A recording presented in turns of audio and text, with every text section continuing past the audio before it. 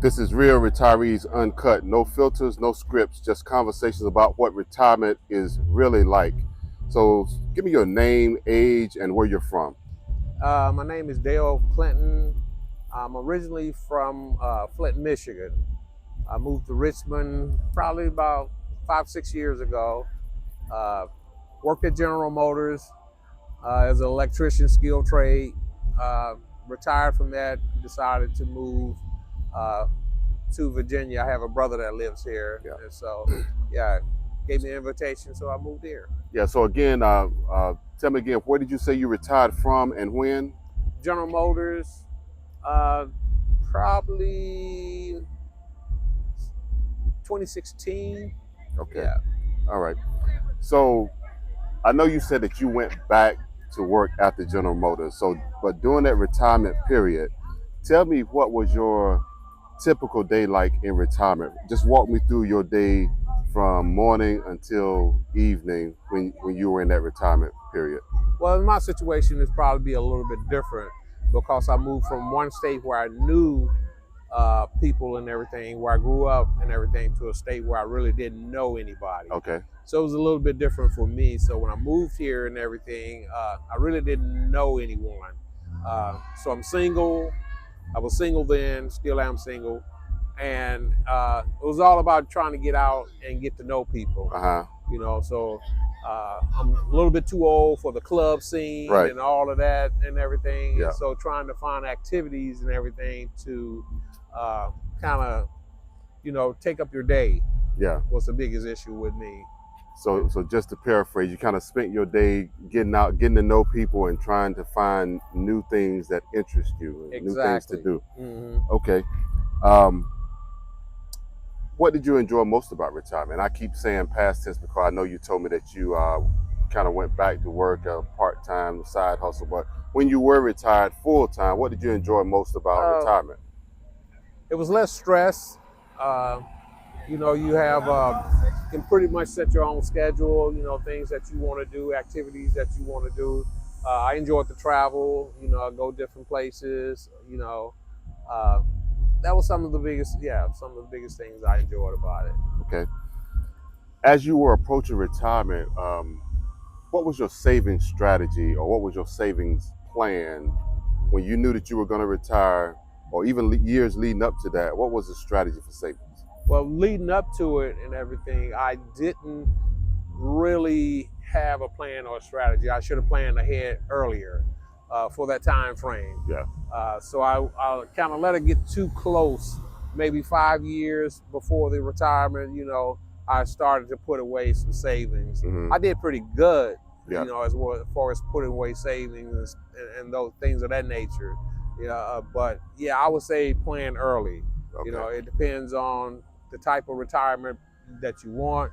Where you want to travel, if you want to travel out of country, Mm-hmm. different things like that. Things of those nature are pretty expensive. Yeah. And so yeah, I would say putting together savings and everything and having a plan would be the biggest thing. Now, as a retiree during that time, what is or was your primary sources of income? I mean, were you taking your pension, drawing from your savings and things like Social Security? I mean, what were your sources of income? Pretty much all of the above. I didn't have a pension. I did have savings, Uh-huh. and I did have Social Security. Okay. So using those things and everything, and being single, I didn't have to spend as much. Right. And plus, like I said, when I moved here and everything, I had family members. Me and my brother share a house. We leased a house together. Mm-hmm. He was still working. He does pretty good, as far as employment. And so I didn't have to spend as much on, mortgage, bills, and different things like that. It was pretty much split in half, and so I had pretty good savings. So it worked out. Worked out. And it's still working out nicely. Okay. So you mentioned Social Security. At what age did you decide to take the Social Security, and why did you take it at that age as opposed to waiting Well, I took it because I could. at 62? At 62, Okay. I could. But then, what I'm saying, as you're not getting your full Social Security at 62. Mm-hmm. And so that was one of the factors that said, well, maybe you ought to, try to find something else to do. Yeah. So you can work part time, while you collect the Social Make up Security. to a certain Yeah, limit. make up those numbers and Yeah. everything. But what's the sense in doing that? If you're going to work part time, you might as well just go back to work. So it sounds like you chose to go back to work full time, and then you suspended your Social Security. Is that how it works? Yes. I Okay. suspended the Social Security. So now, when you decide to stop working again, at what age do you think you'll take it? Would it be 67, or will you wait to 70, or what would you do? I haven't decided yet. It's between the 67 and the 70. Okay. It depends on my health and Right. different things of that nature. Yeah. Those things factor into it. Yeah. Okay. Health is a big part of it. All right. Mhm. So during retirement or in retirement, what did you find was your biggest surprise or your biggest challenge? My biggest challenge, I would say, if companionship Mm-hmm. is a big factor. If you don't have anyone that you can share that retirement with, it makes it difficult. Okay. You know what I'm saying? You can travel and different things of that nature and everything, and you can meet people and all of that, but it's something different when you have someone that you can share those, that time with and everything. And I think it would have been a lot better if I had a companion. Now, were there any surprises, or were there anything that you that you did not expect to happen, or just big surprises? No, I didn't have any big surprises, I would Okay. say. All right. What were some major lifestyle changes once you retired? Did you downsize? Did you move to a new state? Did you travel more? Yeah, I did all the above. I Okay. downsized. I sold my house in Michigan. Like I say, I'm originally from Michigan. Okay. So I sold my house in Michigan and moved to Virginia, travel a lot more because I don't have the added baggage and different things of that nature. Yeah. So yeah, I downsized. What would be your definition of retirement success? I would say success would be being able to afford to travel and not have any issues as far as money is concerned. Being able to go where you want to go and do what you want to do and everything. So that was, yeah. So looking back over your working years as you were approaching retirement, if there was something that you had to do differently as far as planning, what would it be? Savings.